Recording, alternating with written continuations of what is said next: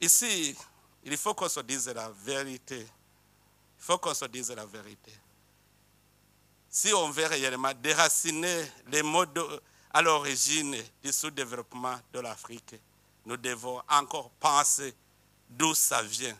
Pourquoi les pays africains, qui pourtant ont le potentiel économique important, sont emplois pour des guerres et du terrorisme avec la complicité de certains pays occidentaux? Vous voyez ce qui se passe ici, tout près de chez nous. Pourquoi ce silence? Est-ce que la communauté internationale ne voit pas les conséquences? Je vous dis que si ça continue comme ça, la guerre risque d'être généralisée dans la région. Parce que le peuple ne peut pas se laisser faire. Si le Rwanda continue à faire des conquêtes dans le territoire et dans notre pays, je sais qu'il va arriver même au Burundi. Parce qu'il est en train d'entretenir des jeunes réfugiés. Il les arme. Maintenant, il est en train de les aguerrir dans la guerre du Congo. Un jour, il veut venir au Burundi. Nous n'allons pas accepter la guerre généralisée. Nous savons son plan. C'est qu'il est en train de préparer quelque chose contre le Burundi. Et heureusement, les Burundais sont avertis. Si la communauté internationale le laisse faire, en tout cas, ici au Burundi, on ne va pas se laisser faire. J'appelle encore une fois la communauté internationale à prendre cela au sérieux. Nous avons une menace dans la région. Ce n'est pas le Burundi seulement. La Tanzanie, l'Ouganda, le Kenya, c'est à toute la région, c'est une menace. Si l'Est du Congo n'a pas la paix, la région n'a pas de paix. Ne pensez pas que c'est le Burundi seulement qui éprouve une menace. Les Sud-Africains sont en train de souffrir à l'Est du Congo. Est-ce que vraiment, vous voyez où se trouve l'Afrique du Sud? Mais l'insécurité à l'Est du Congo a des conséquences sur l'Afrique du Sud. N'est-ce pas, monsieur l'ambassadeur? Donc, au point de vue sécuritaire, seulement nous avons cette menace à l'Est du Congo. Si vous laissez les choses se détériorer comme ils sont, sachez très bien que les conséquences seront néfastes.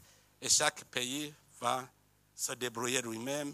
Mais vraiment, moi, j'ai un plan que j'avais proposé à la région. Je sais que si ce plan était respecté, on serait en paix.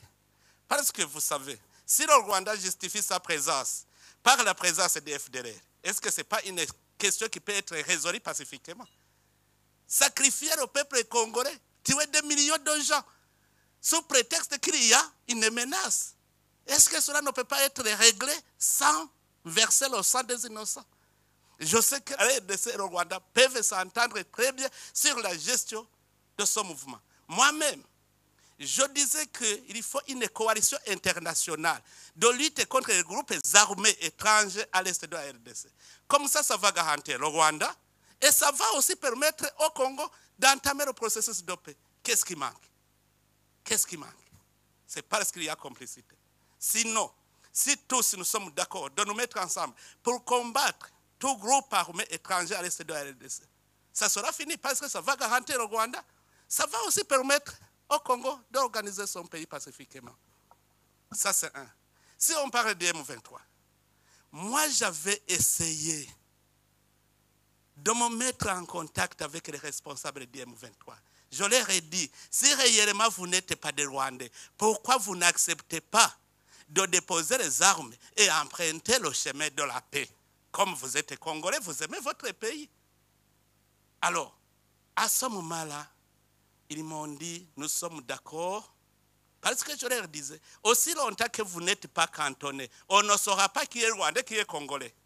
Il faut d'abord aller dans la zone de cantonnement, comme ça les Congolais sont à part, et puis les Congolais vont entamer le processus de paix, et les Rwandais vont rentrer chez eux. Sinon, on va toujours vous considérer comme des Rwandais. Et ils m'ont dit, le problème c'est qu'on nous impose d'être cantonnés dans une zone invivable.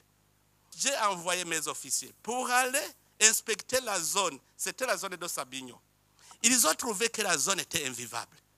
Et j'ai proposé au gouvernement congolais de décidé sur une autre zone. Le gouvernement congolais a accepté.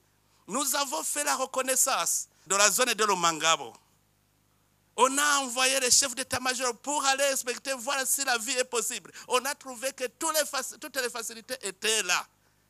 Et le M23 avait accepté d'aller dans le cantonnement. On avait mis en place tout le nécessaire. Mais au moment où on allait commencer le mouvement, ils reprennent le combat. Pourquoi? Alors que chez moi, d'ailleurs, ils avaient dit, si nous y allons, quelle est la suite? La suite, c'est maintenant aller dans le processus de les négociations de Nairobi. Et tout ce que vous réclamez, vous allez le réclamer pacifiquement. Ils avaient accepté. Et j'avais convaincu même le gouvernement congolais, souvenez-vous, le gouvernement congolais avait dit, s'ils acceptent d'être cantonnés, c'est qu'ils acceptent le processus de paix, nous allons les intégrer dans le processus de Nairobi. Le gouvernement congolais était d'accord. Mais quand ils reprennent le combat, comment négocier avec quelqu'un qui ne veut pas la paix? D'abord, pour négocier, il faut créer des conditions favorables aux négociations. La première chose, c'est le désengagement des forces pour ramener la confiance entre les partis en conflit. Que ce soit le Rwanda, que ce soit la RDC, il faut que d'abord, il y ait cessation des hostilités, que les forces se désengagent.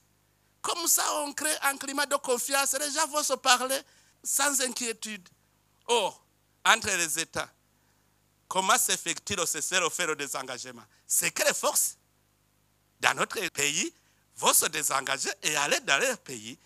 Et ils vont entamer les négociations. C'est normal. Mais qu'est-ce qui manque?